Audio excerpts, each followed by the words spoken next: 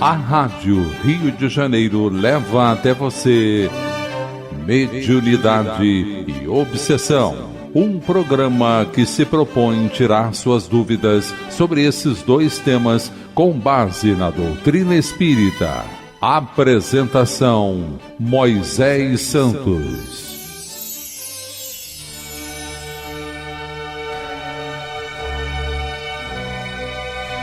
Caríssimos ouvintes da Rádio Rio de Janeiro, eu sou Moisés Santos. Este é o programa Mediunidade e Obsessão. Vamos dar continuidade aos nossos estudos nos capítulos do livro Reencontro com a Vida, do espírito Manuel Filomeno de Miranda, médium de Valdo Pereira Franco, da editora Leal. Estamos no capítulo 19. As reuniões mediúnicas, meu caro ouvinte, são, na verdade, um grande laboratório que representa oportunidades, experiências, entendimentos, de mensagens do mundo espiritual que nos revelam muitas situações particulares curiosíssimas. Nesse capítulo 19 não foi diferente. Ele conta as atividades de socorro espiritual que prosseguiam na noite de 27 de janeiro de 2003 no Centro Espírita Caminho da Redenção, Salvador, Bahia. Destacou-se uma comunicação evocativa de um matrimônio fracassado, com as danosas consequências que seguiram ao além-túmulo. Nesse Comenos, o benfeitor escreveu a página que se segue, cujo título é Esponsalício Espiritual, ou seja, união afetiva, casamento, em face da realidade do mundo causal que preexiste e sobrevive à transformação molecular. As programações e os métodos hábeis para o desenvolvimento dos espíritos, no seu crescimento intelecto-moral, de lá procedem, não se podendo, no entanto, desconsiderar os fatores fortuitos que decorrem das experiências físicas e do livre-arbítrio de cada um, durante a jornada no proscênio terrestre. Considerando-se as afinidades emocionais, os relacionamentos entre as criaturas facultam alterações da programática dos seus métodos, embora não se modifiquem os objetivos essenciais da reencarnação. A irrupção das tendências perturbadoras que remanescem nos refolhos do ser espiritual podem ressumar ante os estímulos da convivência humana, precipitando condutas ou postergando-as, graças ao que muitos espíritos se resolvem por assumir atitudes que não foram delineadas, como natural efeito da precipitação moral e da imaturidade emocional.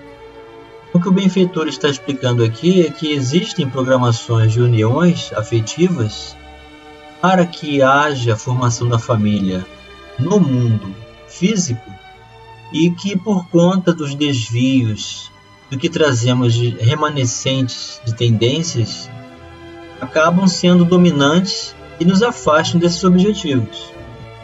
Assim ocorre no que diz respeito às uniões conjugais, muitas das quais a predominância dos impulsos sexuais, em detrimento dos sentimentos profundos, termina por gerar situações lamentáveis, que não se encontravam desenhadas para tomar corpo. A vigorosa vigência do instinto por sobre a razão torna impulsivo o indivíduo, não educado emocionalmente para superá-lo, deixa-se arrastar os caprichos do imediato, dando lugar às ocorrências desastrosas do futuro. Mas o que vinha a ser o instinto à luz da doutrina espírita? Vamos esclarecer esse conceito. Esclarecendo conceitos. O livro A Gênese, de Allan Kardec, segundo o Espiritismo, capítulo 3, Bem e o Mal, Instinto e Inteligência. O item 11. Qual a diferença entre o instinto e a inteligência? Onde acaba um, outro começa. Será o instinto uma inteligência rudimentar? Ou será uma faculdade distinta, um atributo exclusivo da matéria? O instinto é a força oculta que solicita os seres orgânicos a atos espontâneos e involuntários, tendo em vista a conservação deles. Nos atos instintivos não há reflexão, nem combinação, nem premeditação. É assim que a planta procura o ar, se volta para a luz, dirige suas raízes para a água, para a terra nutriente. A flor se abre e fecha alternativamente, conforme se lhe faz necessário. As plantas trepadeiras se enroscam em torno daquilo que serve de apoio, ou se lhe agarram com as gavinhas. É pelo instinto que os animais são avisados do que lhes convém ou prejudica.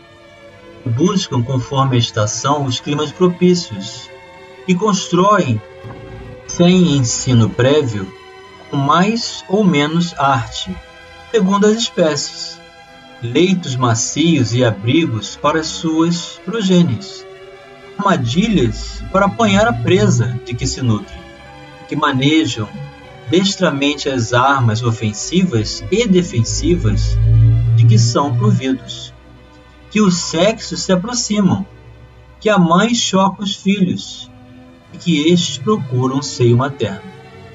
No homem, só em começo da vida, o instinto domina com exclusividade. Por instinto que a criança faz os primeiros movimentos, toma o alimento, grita para exprimir as suas necessidades, imita o som da voz e tenta falar e andar. No próprio adulto, certos atos são instintivos, como os movimentos espontâneos, para evitar um risco, para fugir a um perigo, para manter o equilíbrio do corpo.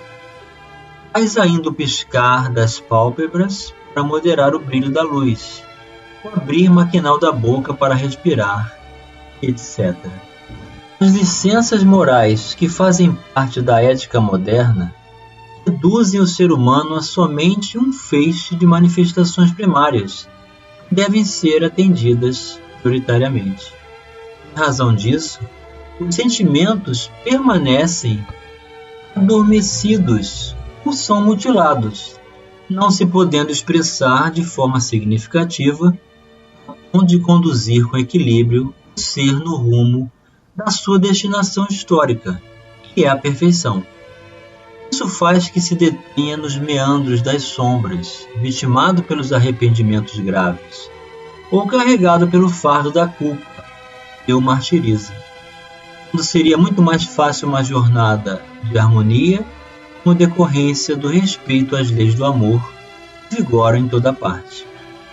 A educação no lar, igualmente permissiva, estimula a formação de caracteres débeis que pretendem experimentar os prazeres até a exaustão, antes mesmo do correspondente amadurecimento psicológico, para saber fruí-los em forma de felicidade, e não de desbordamento de paixões, que são o suceder de gozos rápidos, fugazes e insatisfatórios. Malogram dessa forma não poucos projetos espirituais, que foram trabalhados antes da reencarnação, assim retardando o avanço espiritual, não raro sobrecarregando o ser de penosas injunções. Certamente nunca ocorre fracasso no processo de crescimento espiritual, porquanto as experiências mal-sucedidas transformam-se em verdadeiras bênçãos e ensinam como não mais atuar dentro desses padrões errôneos de comportamento. A morigeração dos hábitos, ou seja, a conduta consciente, a reflexão antes das ações, a introspecção que faculta identidade e significados próprios para a felicidade devem ser assumidas durante a trajetória humana, de forma que em cada passo do processo de crescimento haja sempre estrutura de segurança para mais audaciosas conquistas. Todas essas orientações que o mentor está nos facultando, meu caro ouvinte, são nada menos que um convite à reflexão, ao uso da voz da consciência, à moderação, à vida coerente com os nossos ensinamentos, a própria condição do sentimento, para não buscarmos os excessos, porque são os excessos que fazem com que nós escorreguemos dentro de grandes processos obsessivos. Porém, mesmo assim, está dizendo que são padrões de escolhas que realizamos que tornam-se erros, que serão usados como experiências para o nosso crescimento. Nós vemos muitos casos assim nas comunicações espirituais. Quantas vezes nós nos enxergamos dentro desses casos? Agora que estamos a caminho enquanto encarnados, ainda dá tempo de reconsiderar. A frivolidade domina em praticamente todos os arraiais do pensamento social do planeta. As falsas necessidades que se convertem em imprescindíveis para a plenitude, a busca incessante de jogos prazerosos, respondem pela desestruturação psicológica do ser. Mesmo fugindo aos compromissos aceitos antes do berço, guarda-os em forma de tendência ou de reminiscência que estimula a realização profunda. Então, esses ensinamentos são a experiência das comunicações espirituais. A mediunidade tem relação direta com relação à formação de caráter, pois a mediunidade com Jesus, o trabalho sério no bem, proporcionam ensinamentos grandiosos também para o nosso processo de educação de espírito. Eis aí o propósito ao qual nos vinculamos dentro desse propósito, desse programa para você, meu caro ouvinte. Trazer essas mensagens repletas de ensinamentos superiores para nos despertar aos valores do bem. Então a mediunidade com Jesus será um mecanismo de crescimento, libertação, valores que vamos trazer às consolidações da conquista do reino dos céus dentro de cada um de nós. Não se permitindo aceitar a marcha pela trilha estabelecida, à medida que os vapores da ilusão passam, os transtornos depressivos e fóbicos, as angústias e as obsessões assomam, gerando profundas perturbações em que as alegrias se estiolam e as esperanças esmaecem, dando lugar a sofrimentos que poderiam haver sido evitados.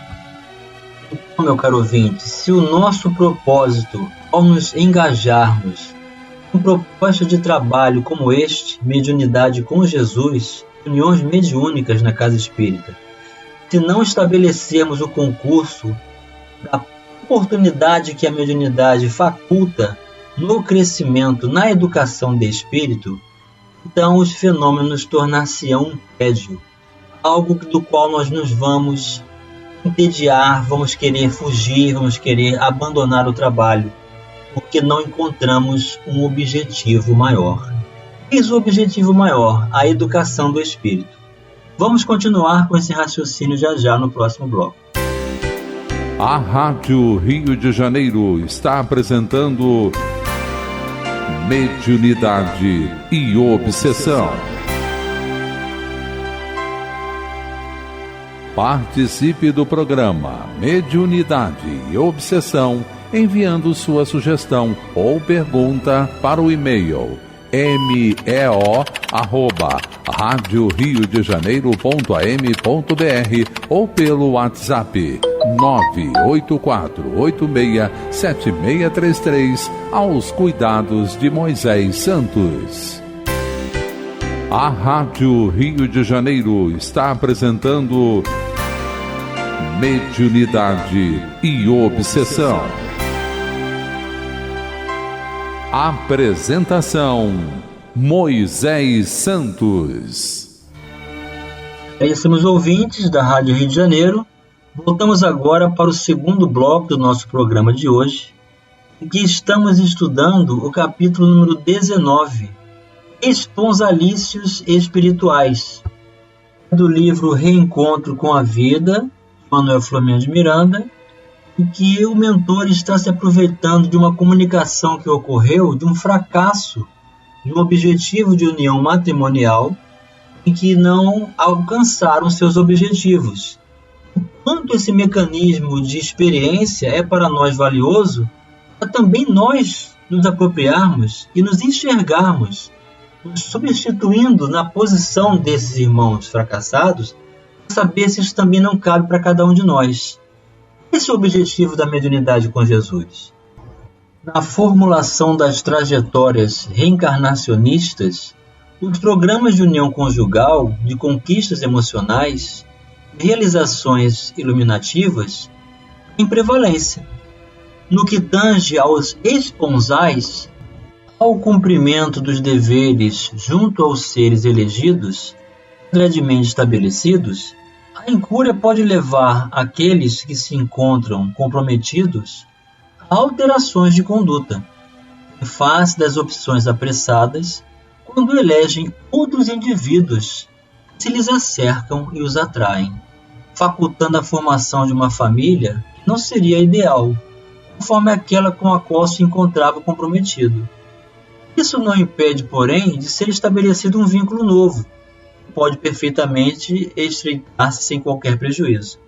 Ocorre, no entanto, que, passados os fenômenos orgânicos do prazer sexual, despertando-se para sentimentos mais profundos que não existem, sejam vitimados pelo tédio, o desinteresse, da rotina de convivência, escorregando para desvios morais, conjugais, que perturbam a união. Dessa forma que muitas famílias se desestruturam, se esfacelam, dando lugar a tormentos que poderiam ser evitados, e os seus membros procurassem agir com menos violência, mais ponderação, pensando na realidade de seres imortais, que são, ao invés de nautas imprevidentes, quanto irresponsáveis, buscam praias de repouso e inutilidade. Nas regiões espirituais, em plena vida social, os espíritos afins que compartilham ideias de beleza e de harmonia, ou que anelam por experiências felizes no orbe, estreitam os laços das afeições, delineando projetos de união futura, coroada pela bênção de filhos, que são os espíritos com os quais se encontram comprometidos pelo amor, ou pelo desequilíbrio, depende da sua ajuda e da sua convivência. Em união elevada de pensamentos e de sentimentos, comungam os valores da compreensão e da responsabilidade, treinando convivência harmônica, estudando limites e deficiências, realizando um verdadeiro esponsal moral, que se converterá em nobre união física sob a custódia das leis civis e morais da Terra. Então é assim que as uniões são realmente programadas, o resultado da convivência, da comunhão dos valores, das necessidades em comum de reparação com outros espíritos, que são os filhos. E assim nos reencontramos no mundo físico para restabelecer esses rumos, formando as famílias. Nesses encontros de ternura inefável, delineiam planos, estabelecem compromissos de fidelidade, de respeito e firmam com unção, preparando-se para os futuros cometimentos no mundo das formas orgânicas e formosas antevisões de plenitude. Ao se reencontrarem, quando na neblina carnal, conhecem-se, amam-se, dispondo-se à execução dos planos que foram formulados. Aqui o mentor se refere à neblina carnal, porque quando o espírito estabelece o contato com o corpo físico, aí dentro desse valor de inabilidade com os horizontes do espírito. Então cai no esquecimento. Mas a responsabilidade e o que está programado está sempre lá reservado e vai ser despertado no momento certo. As emoções facultam-lhes os incomuns tesouros da alegria e da paz, descobrindo que aquele é o ser para o qual se encontra preparado e por quem aguardava com enlevo e expectativa. Nem sempre, porém, são atraídos antes de haverem vivenciado experiências que se inserem nos seus compromissos, que deveriam ter administrado com sabedoria, de forma que permanecessem livres para este momento que os preencheria de felicidade, sem culpa, sem conflito. Quando o espírito reveste de matéria, como é natural, sofre uma alteração de conduta em razão dos impositivos orgânicos. A aparelhagem física, com seus condicionamentos multimilenários, impõe-se através dos mecanismos cerebrais, seja mediante o hipocampo, os lobos pré-frontais, a amígdala e outros complexos equipamentos, passando em positivos de afetividade, de memória, de impulsos, de emoções. Somente através do cultivo da vida interior é que se pode sobrepor os objetivos elevados aos impulsos eminentemente fisiológicos. Que o mentor está ensinando como que nós reconhecemos esses valores, através desse mergulho íntimo, através da busca de si mesmo, do encontro consigo mesmo, ou conhecimento de si mesmo. Não apenas assim acontece de referência às uniões conjugais, mas também se tratando de atividades outras, que fazem parte dos mecanismos da evolução. Isso porque a conscientização do ser, desde a infância, em torno da sua realidade como espírito imortal, torna-se fundamental.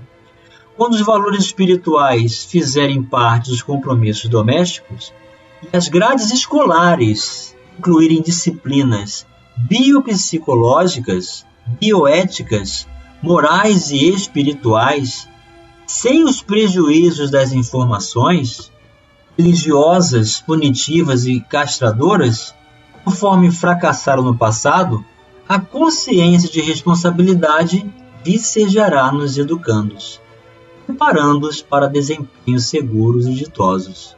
Em torno do matrimônio, da família, deveres humanos, sociais e edificantes da humanidade. A reencarnação seja o aprimoramento espiritual, trabalhada antecipadamente, não anulando ou impedindo as opções do livre-arbítrio de cada qual na construção da sua plenitude. Chegou o momento, meu caro ouvinte, de você ouvir Mensagem ao Coração.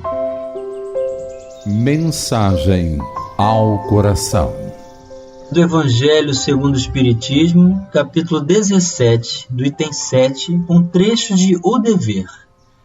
O dever íntimo do homem fica entregue ao seu livre-arbítrio.